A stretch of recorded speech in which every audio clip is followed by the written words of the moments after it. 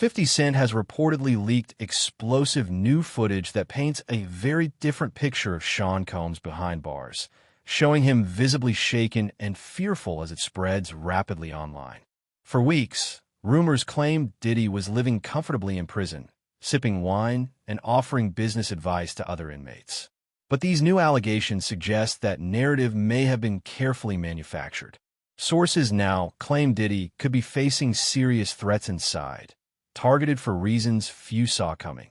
Even more unsettling, some reports speculate the danger may be linked to individuals connected to Tupac Shakur's inner circle, raising questions that go far beyond prison rumors. This guy's life might be danger over here because people think that he has something to do with Pac. People think he has something to do with Biggie, and they right here in Brooklyn.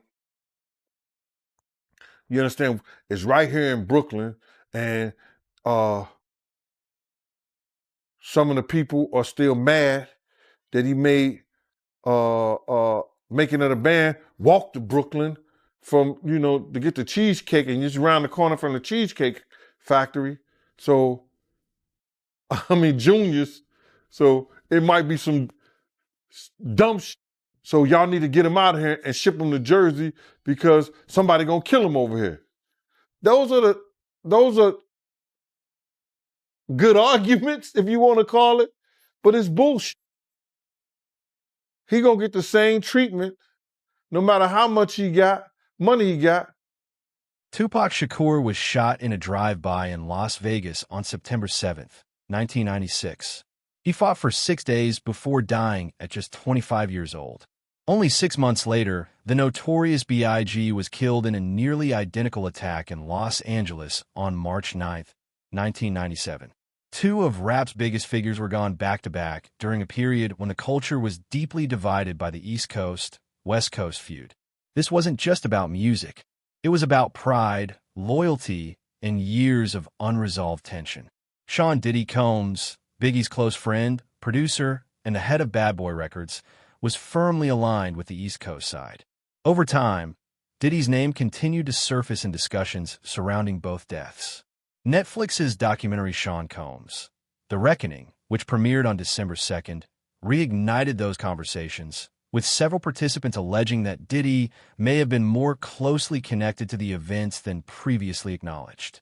Bad Boy co-founder Kirk Burrows stated that the tension between Diddy and Tupac didn't come out of nowhere. Early on, they moved in similar circles until November 30th, 1994. That night, Tupac was at Quad Studios in New York to record a guest verse for a Bad Boy artist. Instead, he was robbed and shot 5 times in the lobby.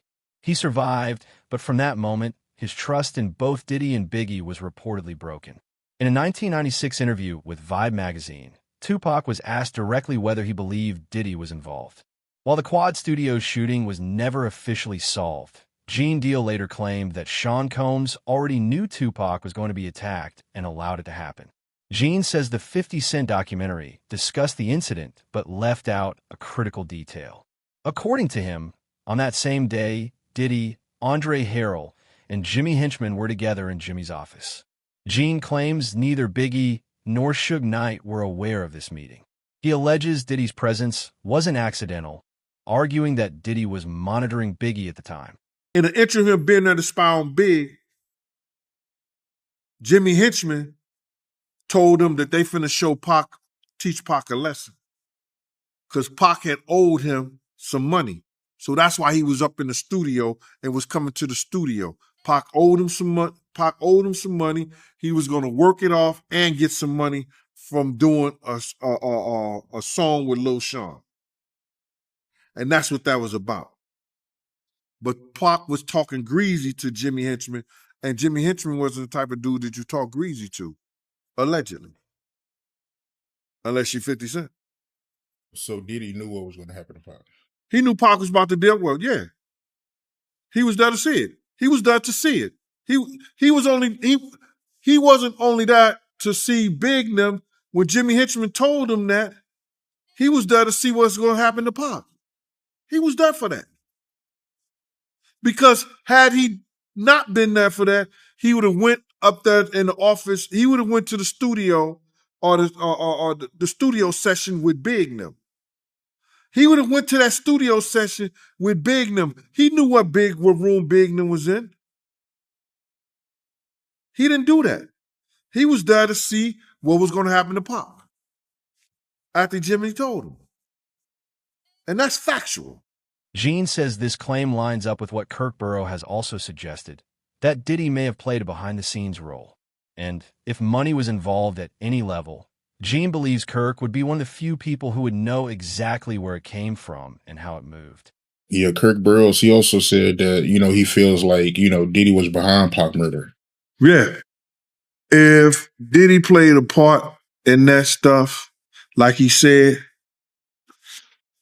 Kirk know where the money came from. I'm going to say this. They tried to, if you talk about the Vegas trip and the whole 9 yards, Kirk said that he paid for people to drive out to Vegas. You know what I'm saying? He said he paid for people to drive out of Vegas. I was heavily with Bad Boy at that time. I don't remember that part of it. You understand? I don't remember that part of it. But if Kirk knew and he was paying for people to drive out to Vegas in the whole 9 yards, it's hard to hide $1 million, brother. You ain't going to cash that in the check cashing place. You signing that over to somebody. I said 1,000 times, and I'll say it 1,000 times again. Eric Von Zip showed me and my man Boondang, a.k.a. my man Slick, a check for $1 million. We don't know, and everybody trying to say, lying, talking about half of it got paid, 500. I don't know. I know when I asked him about, we asked him, do we ask? No, we didn't ask him. I know when he showed us a check and he walked away after he showed us the check for the $1 million. Those involved may be gone, but the money isn't. Paper trails don't disappear. According to Gene Deal, if the truth ever fully surfaces, it won't come from rumors or interviews, but from records, checks, and financial transactions that can still be traced. Nearly 2 years later, that trail of unresolved tension led to Las Vegas, where the shooting that ended Tupac Shakur's life finally took place.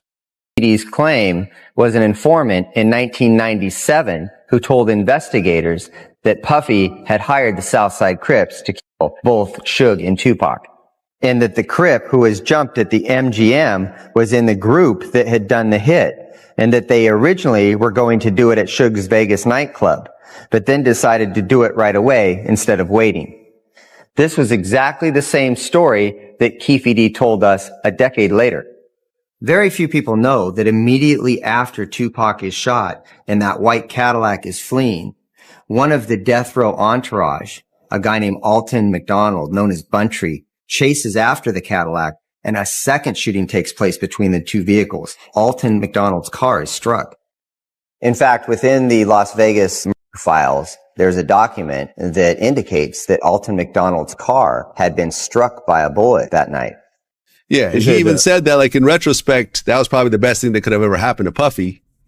By Zip stealing the money, now Puffy isn't connected to that shit. Or else it would have been like a hire or something, you know what I'm saying? The FBI said Zip. So the FBI told you the same he was thing. a dirty motherfucker. So the FBI told you that Zip kept that money as well. They said Zip's a dirty motherfucker. Everybody crossed you. You the last one to know every fucking thing. Even lawyers, your friends, everybody you cross.